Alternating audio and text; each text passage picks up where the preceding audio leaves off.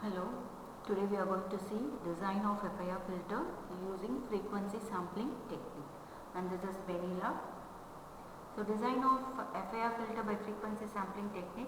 In this method, the ideal frequency response is sampled at sufficient number of points, let it be n point. These samples are the DFT coefficients of the impulse response of the filter. Hence, the impulse response of the filter is determined by taking inverse DFT. Let Hd of e power j omega be the ideal desired frequency response. So h of k, so this h of k is nothing but DFT sequence obtained by sampling Hd of e power j omega at n points. H of n is impulse response of the filter. So type 1 procedure.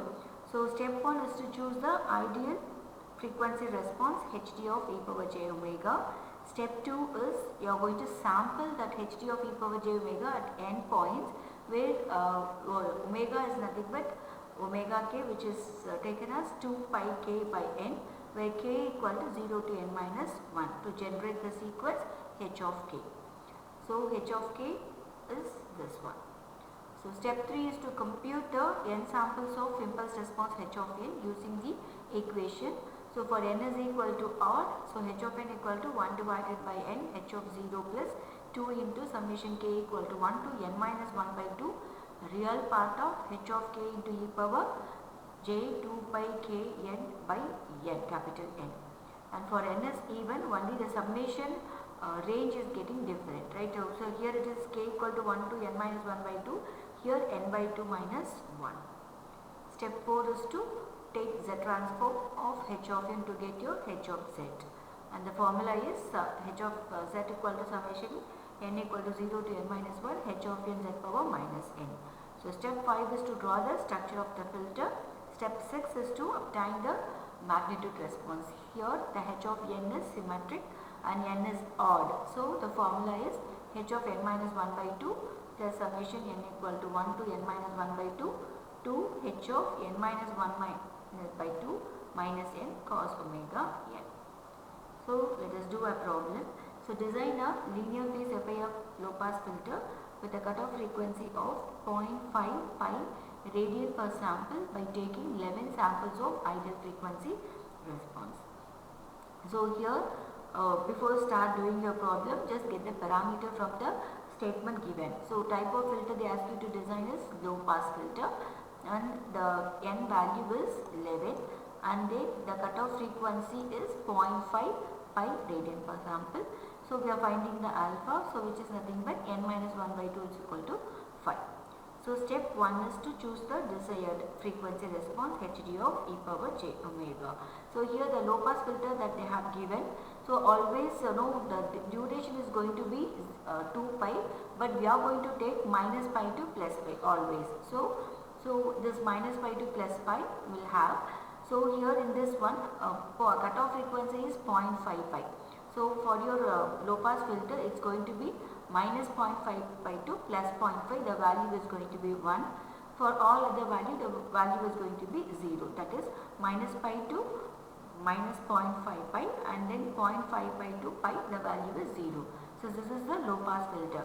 But the desired frequency response that we are going to have, we are going to find the value for 0 to 2 pi, right? So now we have only 0 to pi value. So this pi to 2 pi value we have to find. So this is going to be a repetitive one here. So we are going to find pi to 2 pi value. So whatever the duration, that is pi minus pi to minus 0.5, we are going to shift it here. So the difference between pi to 0.5 pi is 0.5 pi, right? So pi plus 0.5 pi, the value is going to be 0. So this is going to be shifted here. And then minus 0.5 pi to 0. So the difference is another 0.5.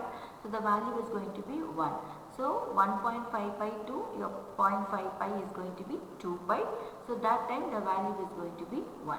So now we got 0 to 2 pi value here. So 0 to 2 pi, the value is this one. So here the range is from 0 to 0.5 pi, and 1.5 pi to 2 pi, the value is e power minus j omega alpha into omega k, and 0.5 pi to 1.5, the value is going to be 0. 0. So this is going to be the step 1. So step 2 is to sample the hd of e power j omega to get the h of k. So here omega k equal to 2 pi k divided by n. K value is going to be 0 to n minus 1. So k equal to 0, substitute the value. So omega 0 is going to be, just replace your k value as 0 here. So it's going to be 0. So for k equal to 1, so keep your pi as such. So 2 by 11, it's going to be 0.18 pi. Similarly, k equal to 2, 3, 4, 5, 6, 7, 8, 9 and 10. The value has been formed. So now have to sample this equation. So we got this one. So we are going to sample this one. So for k equal to 0, the value is going to be 0. For k equal to 1, it's 0.18 pi. For k equal to 2, it's 0.36 pi. For k equal to 3, it's 0.55 pi. 4, 0.73 pi. 5.91 pi. 6, it's going to be 1.0 pi. 7, it's 1.27 pi. For k equal to 8 is 1.45 pi. For k equal to 9, it's 1.64 pi. And for k equal to 10, it's going to be 1.82 pi. So after finding this one, we are going to write the range here. So for k equal to 1, that is going to be for 0 to 0.5 pi, the k value is 0, 1 and 2. And then from 0.5 pi to 1.5, it's going to be 4, 5, 6, 7, 8 and 9. So 3, 4, 5, 6, 7 and 8. And for 1.5 pi to your 2 pi, it's going to be 9 and 10. So your hd of e power j omega is, so this value should be, for this point value, it should be multiplied to e power minus j omega alpha omega. So from 0, for k equal to, this omega should be converted into k. So you have this k value is going to be 0, 1, 2, the value is e power minus j omega k into alpha. From 0.5 pi to 1.5, the value is going to be 0, and 1.5 to your 2 pi, the value is going to be e power minus j alpha omega k. So step 3 is to find the h of n. So this n is odd. So because n is equal to 11, so it's odd. So this is going to be the formula. So just replace your n value here. So this is going to be 1 by 11. So 11 minus 1 by 2 is going to be 5. And then your h of k is going to be e power minus j 2 pi alpha k by 11. And then this is going to be the value. Right. So here this is j 2 pi k value by 11 is going to be common. So I am just taking it out. So it's going to be n minus alpha here. Right. So now real part of this one. So here it is for k equal to 0, 1, 2, the value is going to be this one.